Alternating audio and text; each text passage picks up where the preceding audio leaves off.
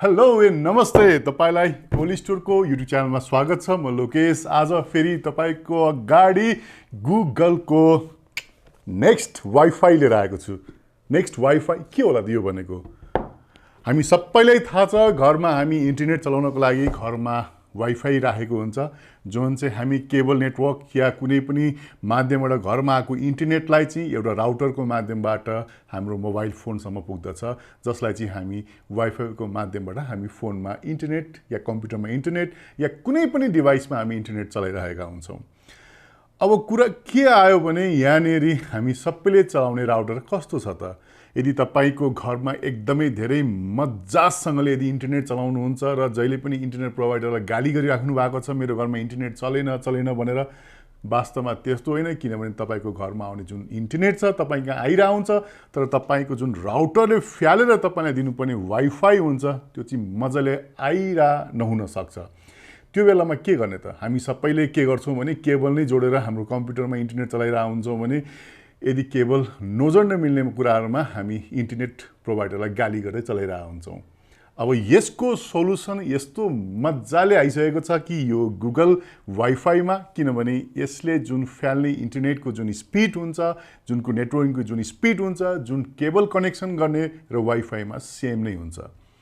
यसले गर्दा हामीले चलाउनु पर्ने कुनै पनि इन्टरनेटका माध्यमबाट चलाउनु पर्ने कुनै पनि कुराहरू हामी स्मुथ रूपमा बिना केबल जोडी वाइफाई वायरलेसली चलाउन सक्छौँ।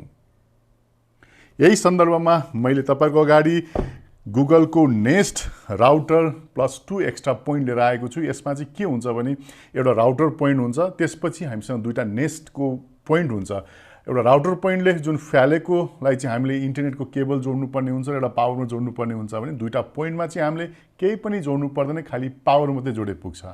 र जुन यसले जुन मेन राउटरले फ्यालेको कुरा यो दुईटा पोइन्टले ट्याप ट्याप समातेर हाम्रो घरभरि झ्याम्म वाइफाईले ढाके जस्तो गरेर मजाले इन्टरनेट चलाइदिन्छ। यो थियो गुगलको नेक्स्ट वाइफाईसँग सानो छोटकरी जानकारी भने। अब यो बट्टाभित्र के छ, कसरी आउँछ, यो कस्तो छ भन्ने कुरो म तपाईँलाई बताउन गइरहेको छु। अब जाउँ यो बट्टालाई अनबक्सिङ गरौँ। अनबक्सिङ गर्नुभन्दा पहिला हेरौँ, एकदमै यहाँ लेखिरहेको छ स्ट्रङ कनेक्सन एभ्री डाइरेक्सन भनेर लेखिरहेको छ भने यसको मतलब के भने एकदमै दरिलो इन्टरनेट, मतलब स्पिड इन्टरनेट हामी घरको जुनै कुनामा बसे पनि हामीले प्राप्त गर्न सक्छौँ भनेको हो। अब यो बट्टाभित्र गुगलको नेक्स्ट वाइफाई कस्तो छ अब हामी हेरौँ। सबैभन्दा पहिला त हामीले सर प्लास्टिक काट्नै पर्यो। अब हेरौँ गुगलको वाइफाई। गुगल आम्माम एकदम सिल प्याक दामीसँग आएको छ, एकदम हावा पनि नछिर्ने गरी प्याकिङ गरेको छ। यसलाई निकाल्न पनि गाह्रो छ। निस्की बाफरे गद्दिलै रहेछ ल, कस्तो डल्ला कस्तो मजाको हेर्दै पनि बाफरे। अब यहाँ हेर्नुहुन्छ भने यो चाहिँ मेन राउटर पोइन्ट भयो भने यो चाहिँ एक्सटेन्डेबल पोइन्ट हो र यसमा हामी सरल देख्न सक्छौँ यो चिल्लो गुगलको लोगो यहाँ माथि छ भने यसमा चाहिँ चारवटा टक्क परेका पालहरू छन्। यो भनेको चाहिँ माइक्रोफोन हो। योभन्दा अगाडि तपाईँले घरमा गुगल होम चलाउनु भएको छ भने गुगल होममा चाहिँ तपाईँले भोइस कमान्ड दिएर कुनै पनि चिज गर्न सक्नुहुन्थ्यो, जुन चाहिँ त्यही कुरा अब हाम्रो राउटरमा पनि इनबिल्ट भएको छ।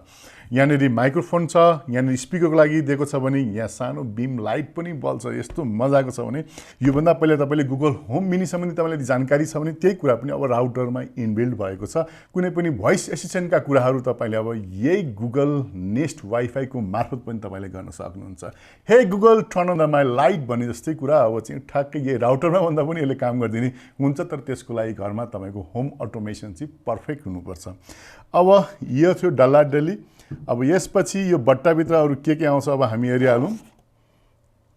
निकालेँ, केही कागज छन्, प्याकिङ जस राम्रो छ। यी सबैलाई चाहिने एकवटा एडेप्टर यहाँनिर छन्, एउटा दुईटा तीनटा। त्यस्तै अर्को बट्टाभित्र के छ हेरौँ। यहाँनिर चाहिँ हामीलाई इथरनेट पोइन्टसँग जोड्नको लागि चाहिँ इथरनेट केबल छ RJ45 वाला।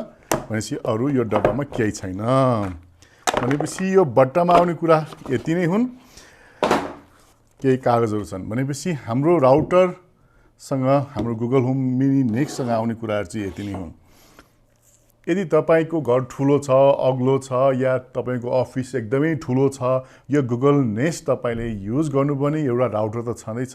यसमा 1 राउटर प्लस 2 प्याक आउँछ भने त्यस्तै 1 राउटर टु 1 प्याक पनि आउँछ र तपाईले यस्ता एक्स्ट्रा पनि किन्न सक्नुहुन्छ। यदि तपाईलाई यदि तीनटाको रेन्जले पुग्दैन भने तपाईले अरु यस्ता छुट्टै किनेर तपाईले तपाईको घरभरि या अफिसभरि राख्नुभयो भने तपाईलाई घरको कुनै पनि कुनाबाट इन्टरनेट चलाउन गाह्रो भएको थियो भने अब यो कुरो चाहिँ यसले सल्भ गरिदिन्छ। र यो राउटरको पछाडिपट्टि हेर्नुहुन्छ भने यहाँ चाहिँ हामीलाई एउटा इथरनेट आउट र इथरनेट इन पोइन्ट यहाँनिर छ भने पावरको पोइन्ट यहाँनिर दिएको छ। यसमा केही पनि छैन, खाली पावरको पोइन्ट मात्रै छ भने यसमा पनि खाली पावरको पोइन्ट मात्रै छ। र गुगल नेस्ट वाइफाई सम्बन्धी अरू बढी जानकारी तपाईलाई चाहियो भने यो भिडियोको तल राखिएको डिस्क्रिप्सनमा मैले राखिदिएको छु, जहाँबाट तपाईले लिङ्क क्लिक गरेर यो प्रडक्ट सम्बन्धी अरू बढी जानकारी सँगसँगै प्राइसको पनि तपाईले जानकारी लिन सक्नुहुन्छ, यसलाई कति पर्छ भनेर। र यदि तपाईँ काठमाडौँ या काठमाडौँ बाहिर हुनुहुन्छ भने अनलाइन अर्डर पनि गर्न सक्नुहुन्छ। यदि काठमाडौँ हुनुहुन्छ भने हाम्रो स्टोर आएर भिजिट गरेर यो प्रडक्टलाई पनि लिन सक्नुहुन्छ।